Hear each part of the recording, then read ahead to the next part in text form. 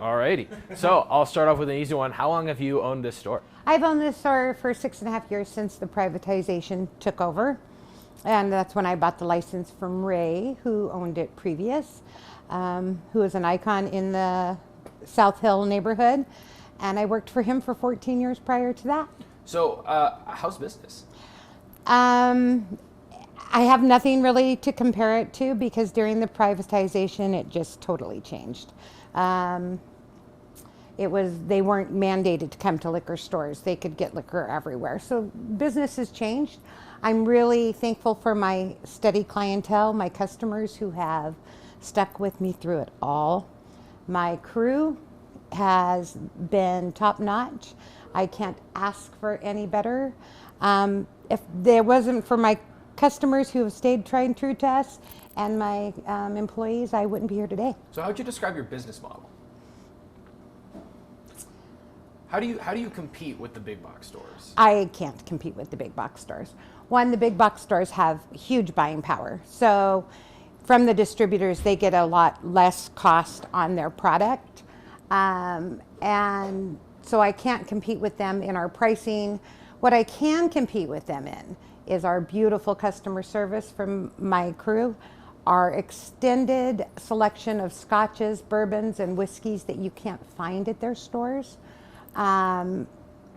Our clientele has wonderful interaction with customers. Yeah. But if I didn't have the customer service that we require, we search things out for customers. If they're looking for something and we can find it, we bring it in for them. You won't find that at the big box stores or the grocery stores. Our stock are things like a whole lineup of Japanese whiskeys, 30-year-old scotches, things you can't just walk into a store and find, even behind a locked liquor cabinet.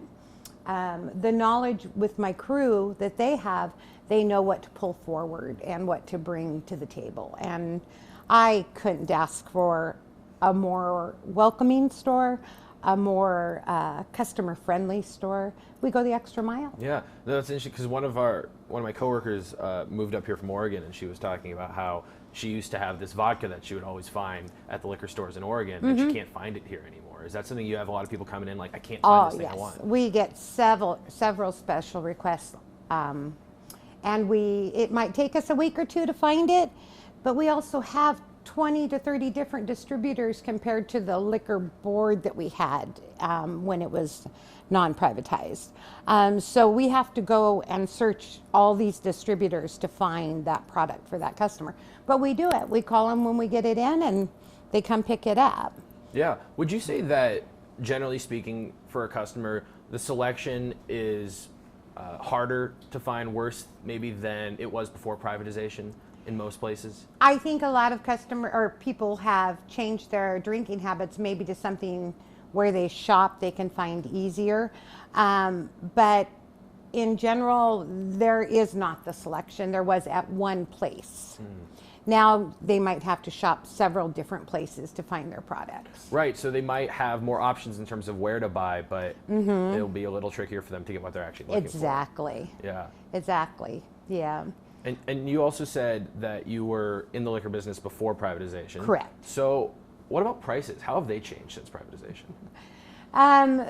So the cost of the product, before the liquor board bought in large quantities and set all our pricing and told us what to sell it for, where now the distributor holds that key of how much they can charge us, and they charge big box stores to smaller stores different prices. It's all on how much you can buy.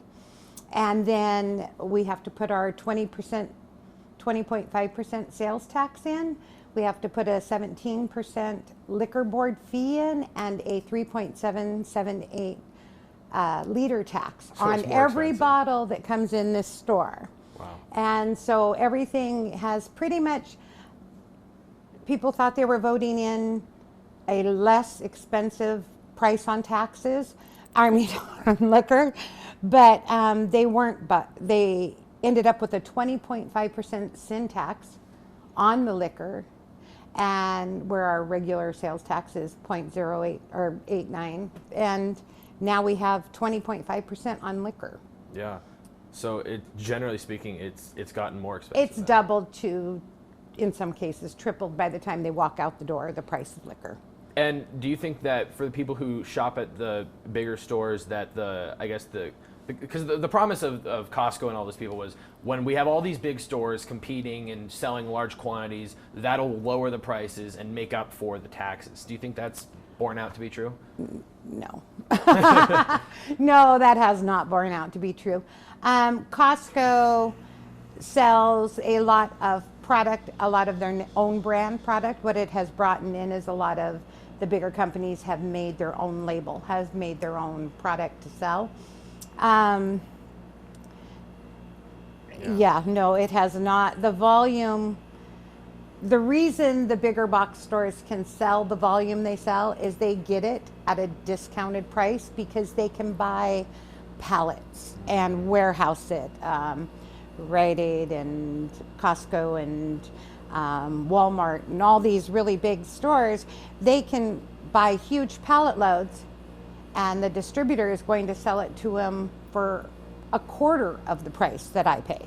Right. Because they can spend tens of thousands and millions of dollars on liquor. I can't do that. Right, so the only way you can get customers is through brand loyalty and through selection. And knowing my customers, and some of the people that work at the distributors, they tell me when there's a great deal, and I buy into that at that time, of the ones that are small enough that I can. I am not against our distributors at all. Our distributors work hard for us too, but I'm not a box store that gets somebody that stocks their shelves and brings their pallet in for free because they bought all the liquor from them. I have to do all that myself. So when the initiative was passed, this used to be a state liquor store, and no, this was a contract liquor store. So we were contracted by the state to sell their liquor for their price. So any of the previous liquor stores that existed before privatization, those buildings were the only exceptions to the 10,000 foot rule, right? Correct. How many of those ones that became private liquor stores have you seen go out of business, or how many are still existing? Anybody that was the size of me, there was, I want to pull the number 18 out. It's been a while. I haven't remembered counting. Just in the Spokane vicinity, that was a contract store. There's 2 of us. Wow. And if not, they are either Minute Marts or, so the licenses they sold off are like the Minute Marts that aren't 2,100 square feet, and those were contract store licenses. So any of the smaller ones you do see in town are ones that were contract licenses. And right now there's only 2 left. Myself and Medical Lake. Wow. And is that just from the bigger stores being able to buy up all the liquor and charge lower prices and kind of drive the ones like you guys out? Wow, that's a loaded question. Yeah. That is pretty much it in a nutshell. There's, probably several other things that went into the factor, but staying tried and true, I think what's kept us here, and in Medical Lake also, is that he has a stable clientele. Our customers have made our store be available. And that's really the only reason I think that we are still here. We have Egger Meats next door, Luna Restaurant across the street. Customers were used to their regular driving. Anything else you wanted to add that I should have asked about that I didn't? I tell you like it is out the door, where you go up to the counter at the grocery store and they add all the fees on top of the bottle that they sold for $9.99 is actually $19.99. I tell you like it is out the door because that's the way we've always been. But that results in lower profit margins for you then? Correct. Yeah.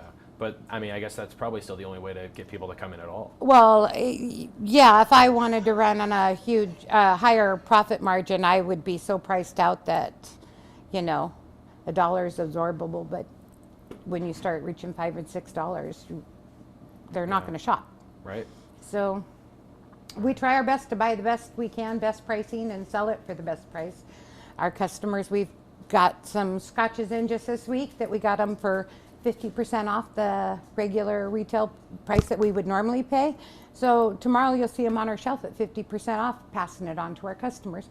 And there's some nice scotches, so you might want to check them out. They're, some very high-end, nice ones. For sure.